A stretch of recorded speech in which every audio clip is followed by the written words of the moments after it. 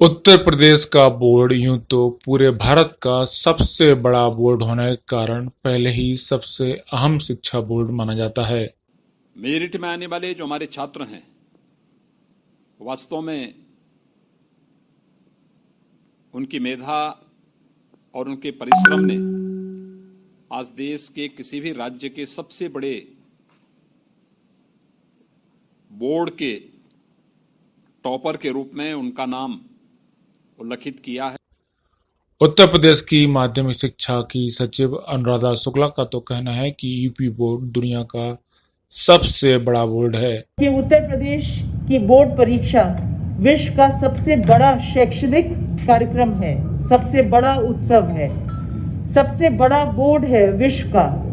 और इस तरह की चुनौतीपूर्ण कार्य, जबकि पूरे देश बंद हो रहे हैं, राज्य बंद हो रहे हैं और बड़े बड़े संस्थान जैसे कि सीबीएसई और आईसीएसई अभी अपनी परीक्षा पूर्ण नहीं कर पाए हैं, वहां उत्तर प्रदेश ने सबसे ज्यादा परीक्षार्थियों के साथ सबसे कठिन समय में एक इतिहास रचा है। लेकिन बात सिर्फ यूपी बोर्ड के बड़े होने की ही नहीं है। चर्चा तो इस बार इस बोर्ड के खास काम करने की हो रही है। वर्ष 2020 में कोविड-19 की चुनौतियों के समक्ष यूपी बोर्ड ने जो रिजल्ट दिया है उसमें 5 काम ऐसे हैं जो पहली बार किए गए हैं। सिर्फ इतना नहीं कि यूपी बोर्ड ने बहुत कम समय में बहुत बड़ी संख्या में छात्रों का परिणाम दिया और हमारे इस परीक्षा फल को आने में हमने एक बड़ा मैराथन प्रयत्न किया है। और उस मैराथन प्रयत्न में सबसे पहले हमने 10 माह पहले ही घोषित कर दिया था कि 18 फरवरी को परीक्षा प्रारंभ करेंगे और 6 मार्च को समाप्त कर देंगे। इंटरमीडिएट की परीक्षा 15 दिन में, हाई स्कूल की परीक्षा 12 दिन में, ये हमने संपादित किया। ये ऐसा लक्ष्य था जो माध्यमिक शिक्षा परिषद के इतिहास में पहला अवसर था। 1.5 महीना हमारी परीक्षाएं चलती थी, हमने 12 दिन और 15 दिन में केवल परीक्षाओं को समाप्त किया। लेकिन इसके अलावा भी बोर्ड ने कई ऐसे काम किए हैं जो पहली बार किए हैं। आइए आपको बताते हैं ग्राफिक के माध्यम से कि यूपी बोर्ड ने इस बार कौन से काम ऐसे हैं जो पहली बार किए हैं। पहली बार डिजिटल हस्ताक्षर मार्कशीट छात्रों को दी जाएगी। सोशल डिस्टेंसिंग की चुनौतियों के चलते मूल्यांकन और परीक्षा परिणाम तैयार करने के लिए एक अलग से वेब पोर्टल बनाया गया। पहली बार इंटरमीडिएट परीक्षा के छात्रों को दिया गया है कंपार्टमेंट का विकल्प।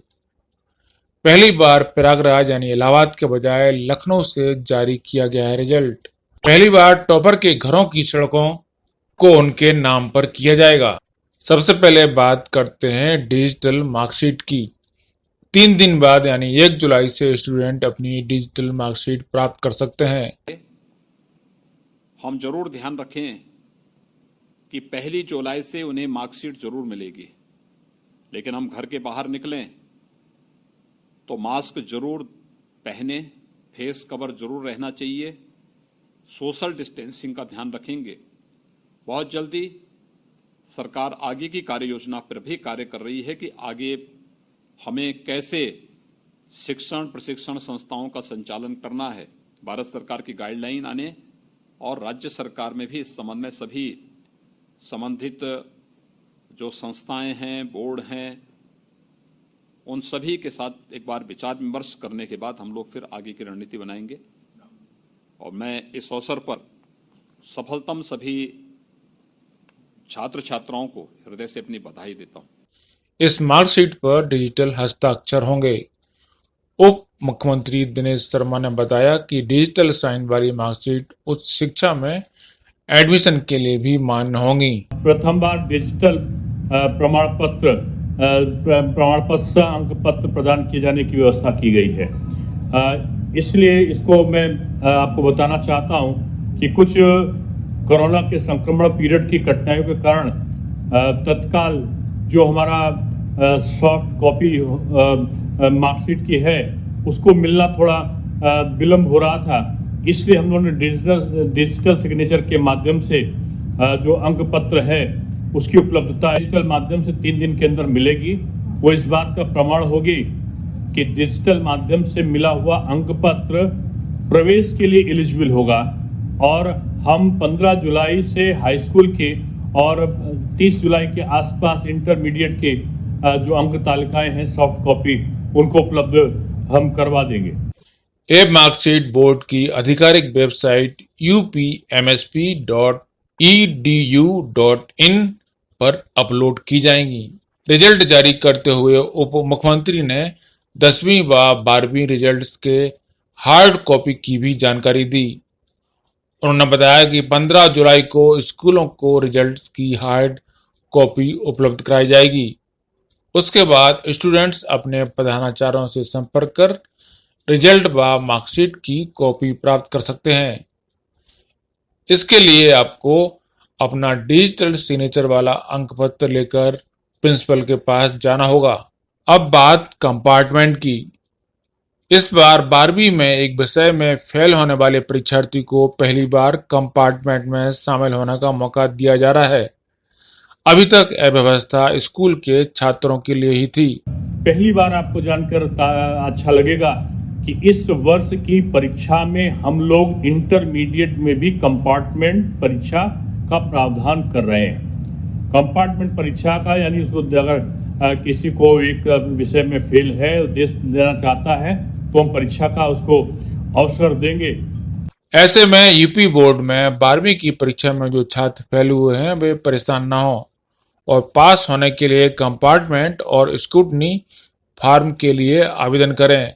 हालांकि बोर्ड ने अभी स्क्रूटनी और कंपार्टमेंटल परीक्षा का फॉर्म जारी नहीं किया है, लेकिन खबरों के मुताबिक कंपार्टमेंट और स्क्रूटनी के लिए आवेदन जल्द जारी किया जाएगा।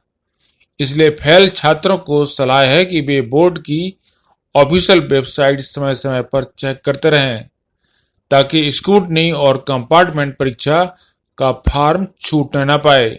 उत्तर प्रदेश बोर्ड के 2020 के इंटर व हाई स्कूल के परिणाम जारी होने पर टॉपर्स को बधाई देने के साथ डिप्टी सीएम केशव प्रसाद मौर्य ने बड़ी घोषणा की है। केशव प्रसाद मौर्य ने घोषणा की कि सिर्फ यूपी बोर्ड ही नहीं, सीबीएसई तथा आईसीएसई बोर्ड के इंटर तथा हाई स्कूल के टॉप 10 परीक्षार्थियों के घर तक सड़क का निर्माण किया जाएगा। इसके साथ ही उन्होंने कहा कि इन प्रतिभाशाली छात्र छात्राओं को सामने लाने वाले स्कूलों की भी सड़कों का निर्माण करवाया जाएगा। उत्तर प्रदेश के जो भी 20 स्टूडेंट टॉपर की लिस्ट में आएंगे उनके नाम से ही सड़क बनवाई जाएगी। उन्होंने कहा है कि टॉप 20 छात्र छात्राओं के घरों तक, उनके स्कूलों तक डॉक्टर एपीजे अब्दुल कलाम गौरव पथ के नाम से पक्की सड़कें बनाई जाएंगी तथा वहां पर बड़ा बोर्ड लगाकर छात्र छात्रा के बारे में पूरा विवरण लिखा जाएगा। उन्होंने कहा कि इससे छात्रों का मनोबल बढ़ेगा तथा उनके गांव तथा स्कूलों का भी नाम रोशन होगा और वह आगे की शिक्षा ग्रहण करने के लिए और अधिक प्रेरित होंगे। उन्होंने कहा कि आईसीएसई और सीबीएसई बोर्ड में सफल होने वाले सभी टॉप 20 छात्र छात्राओं के घरों तक भी पक्की सड़कें बनवाई जाएंगी। उन्होंने अनुत्तीर्ण छात्राओं एवं छात्रों का मनोबल बढ़ाते हुए कहा कि वह निराश न हो। कोशिश करने वालों की कभी हार नहीं होती। मेहनत करें, सफलता उन्हें भी मिलेगी। ब्यूरो रिपोर्ट, पत्रिका टीवी।